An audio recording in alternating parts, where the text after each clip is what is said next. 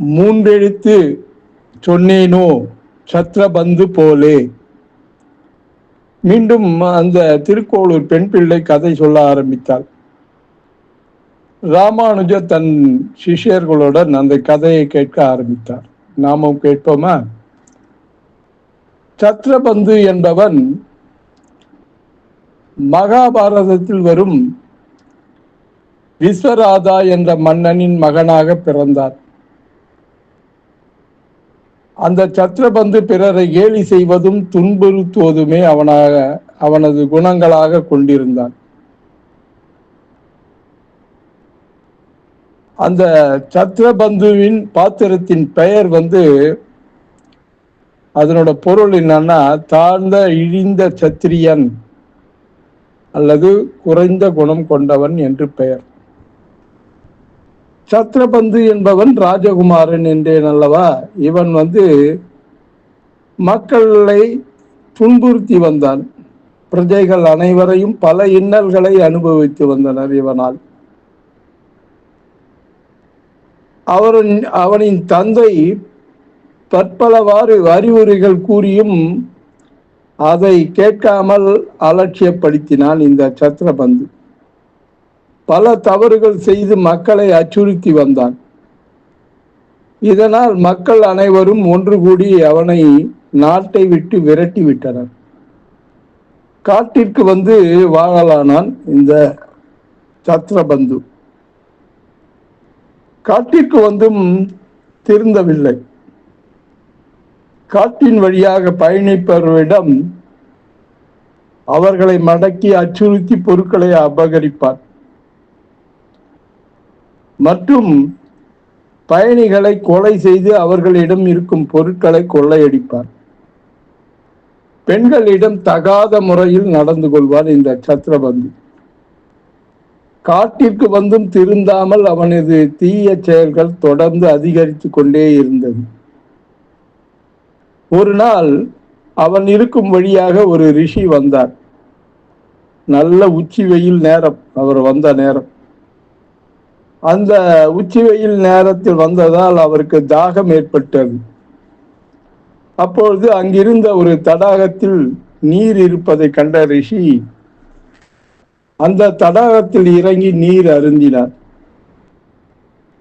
காட்டில் உள்ள தடாகம் என்பதால் யாராலும் பராமரிக்கப்படாமல் சேரும் சகதியுமாக இருந்தது அந்த தடாகம். அவர் நீர் அருந்தும் வேளையில் அந்த ரிஷி சேற்றில் சிக்கிக் கொண்டார். அவரால் வெளியே வர முடியவில்லை. அப்படி வெளியே வர முயற்சிக்கும் போதும் அவரால் வர முடியவில்லை. சேற்றுக்குள்ளேயே இறங்க நேரிட்டது. சேற்றுக்குள்ளேயே இருந்து கொண்டு பகவானை நினைத்து மனம் உருகி கோவிந்த நாமத்தை உச்சரித்துக் கொண்டிருந்தார் அந்த ரிஷி. அப்பொழுது அந்த வழியாக வந்த சத்ரபந்து ரிஷியின் நிலையினை கண்டார். அவனது மனதில் அவருக்கு உதவி செய்ய வேண்டும், யாருக்கு? ரிஷிக்கு உதவி செய்யணும்னு அந்த கெட்ட குணம் நினைச்சவன் மனசுலயும் ஒரு நல்ல குணம் வந்தது. அந்த நேரத்துக்கு உதவி செய்ய வேண்டும் என்கிற நல்ல எண்ணம் தோன்றியது. காட்டில் இருக்கும் கொடிகளை ஒன்று சேர்த்து கயிறாக்கி ரிஷியிடம் வீசினான். ரிஷியும் அதனை பற்றி கொண்டு கரை சேர்ந்தார். அப்பொழுது ரிஷி அவனிடம், நீ யாரப்பா, நீ இங்கே என்ன செய்து கொண்டிருக்கிறாய் என்று கேட்டார். நான் ஒரு அரசகுமாரன்.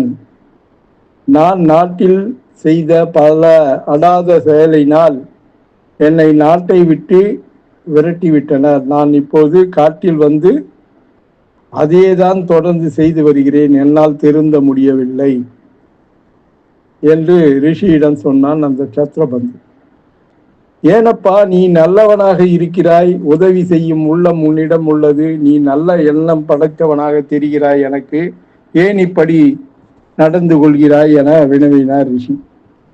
அவனோ, நானா நல்லவனா? ஏதோ உம்மை காப்பாற்ற வேண்டிய எண்ணம் என்னிடம் தோன்றியது, அதனால் உம்மை காப்பாற்றினேன் என்றான். என் மனம் மாறுவதற்குள் இங்கிருந்து ஓடிவிடுங்கள், இல்லையேல் உங்களை கொலை செய்து விடுவேன் என்றான் அந்த சத்ரபந்து. ரிஷியோ, உன்னை பார்த்தால் நல்லவனாக இருக்கிறாய், உனக்குள்ளும் ஒரு நல்ல இதயம் இருக்கிறது, ஒரு நல்லவன் இருக்கிறான் உனக்குள்ளும் என்றார் அவர். ஆனால் சத்ரபந்து கோபமாக ரிஷியை பார்த்தார். ரிஷி அவனது பேச்சை கேட்காமல் தன்னுடைய பேச்சை தொடர்ந்தார். நீ திருந்தி நல்லவனாக வாழ்வாய் என்கிற நம்பிக்கை எனக்குள்ளது என்றார் அந்த ரிஷி. எனவே நீ எந்த செயலை செய்தாலும் கோவிந்தா என்கிற நாமத்தை உச்சரித்துக் கொண்டே செய் என்றார். உடனே அந்த சத்ரபந்து அந்த ரிஷியிடம் கேட்கிறான், கொலை செய்தாலும் கொள்ளை அடித்தாலும் அப்பொழுதும் இந்த கோவிந்தா என்ற நாமத்தை சொல்லலாமா என்றான் சத்ரபந்து. அப்போது மட்டுமல்ல, நடக்கும் போதும், நிற்கும் போதும், சாப்பிடும் போதும், உறங்குவதற்கு முன்னும், உறக்கத்திலிருந்து எழும்போதும், நாள் முழுவதும் எந்த ஒரு செயலை செய்யும் போதெல்லாம் கோவிந்தா நாமத்தை சொல்வாய் என ரிஷி கூறிவிட்டு அங்கிருந்து சென்று விட்டார். அந்த நாள் முதல் இந்த சத்ரபந்து இடைவிடாமல் கோவிந்தா கோவிந்தா கோவிந்தா என சொல்லிக்கொண்டே இருந்தார். இதனால் அவன் செய்து வந்த தவறுகள் அனைத்தும் ஒழித்தான். கோவிந்தா என்பது தமிழில் 4 எழுத்தாகும், ஆனால் சமஸ்கிருதத்தில் 3 எழுத்தாகும். சத்ரபந்துவுக்கு எந்தவித பக்தியோ ஞானமோ அனுஷ்டானமோ தெரியாது. ஆனால் ரிஷியின் வார்த்தையில் நம்பிக்கையுடன் கோவிந்தா நாமத்தை இடைவிடாமல் உச்சரித்து கடைசியில் நற்கதி அடைந்தான். திருக்கோளூர் பெண் பிள்ளை ராமானுஜரிடம், சுவாமி, சத்ரபந்து போலே 3 எழுத்தை சொன்னேனோ என்றார். இல்லையே, நான் என்ன பகவானின் நாமத்தை இடைவிடாமல் உச்சரித்து கொண்டே இருக்கிறேனா, அல்லது பகவானின் நாமத்தை இடைவிடாமல் சொல்ல வேண்டும் என எண்ணினேனா? எதுவும் இல்லையே. அப்படி இருக்கும்போது நான் இவ்வூரில் வாழ தகுதி இல்லை, எனவே நான் புறப்படுகிறேன் என்றார்.